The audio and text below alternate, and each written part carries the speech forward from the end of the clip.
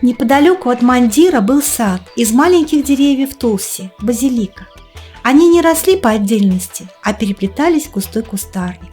И как в Бриндаване Кришны образовывали красивые арки и укромные беседки. Я нигде больше не видела таких чудесных зеленых укрытий, созданных природой. Как-то раз мы собирали кипы листьев тулси, чтобы вплести их в гирлянды. С вами сказал, тот, кто сделает гирлянду, доходящую до самых моих ступней, получит подарок. Хотите знать, какой? 2 паданамаскара. Прикинув, какой у него рост, мы с рвением принялись нанизывать листья базилика. С вами, как бы играючи и не выказывая ни малейшей спешки, тоже начал составлять гирлянду, не переставая при этом болтать и отпускать веселые шуточки. Всякий раз, когда мы отправлялись за новой порцией листьев, он внезапно исчезал. Мы звали его, мы искали за каждым кустом, и так и не обнаружив его после самых тщетных поисков, дружно взывали к нему, умоляя вернуться. Тогда он появлялся из зарослей, каждый дюйм которых мы обшаривали несколько секунд назад.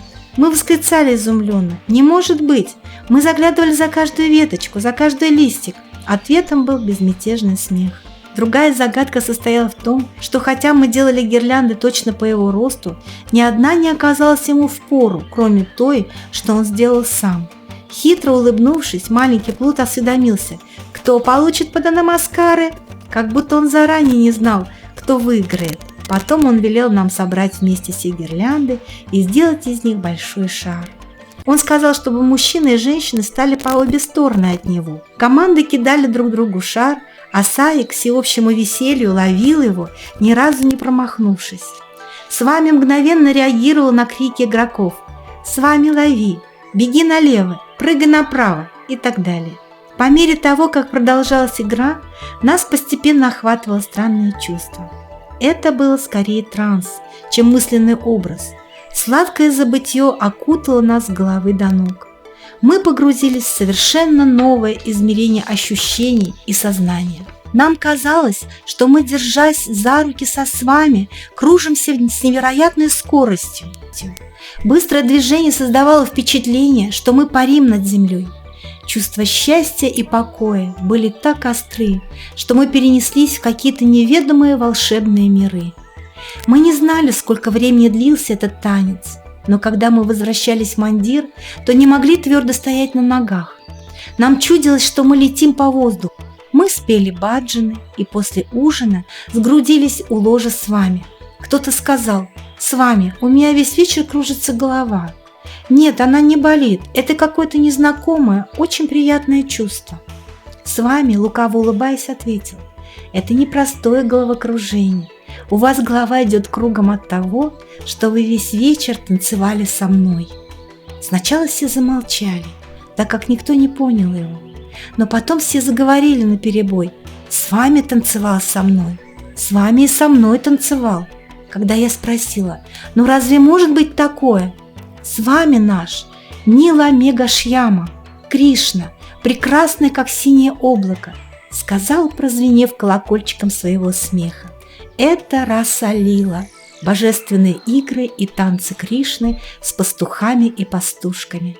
В наших сердцах взорвались маленькие вулканы.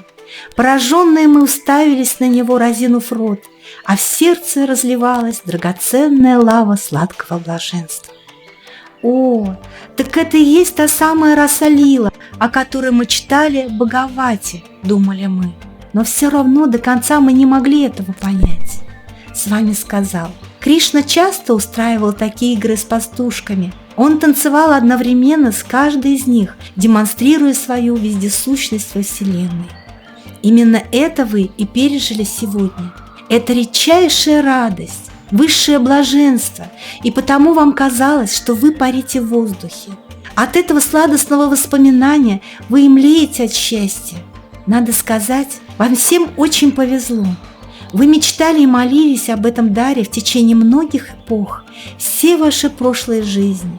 Ваше сегодняшнее переживание – просто один из примеров божественной милости. Ошеломленные, мы упали к лотосным стопам с вами. Мы окунулись в океан блаженства. В головах у нас звенела мысль о редчайшей привилегии, которой мы были удостоены.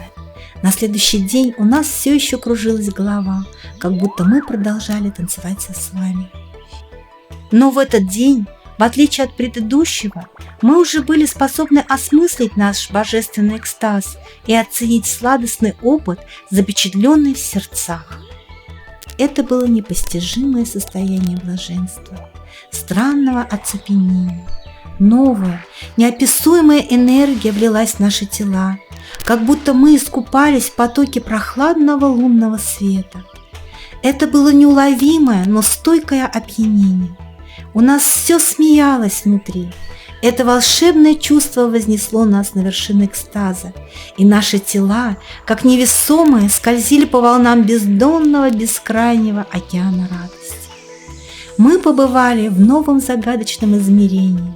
Этот сладкий восторг невозможно описать словами.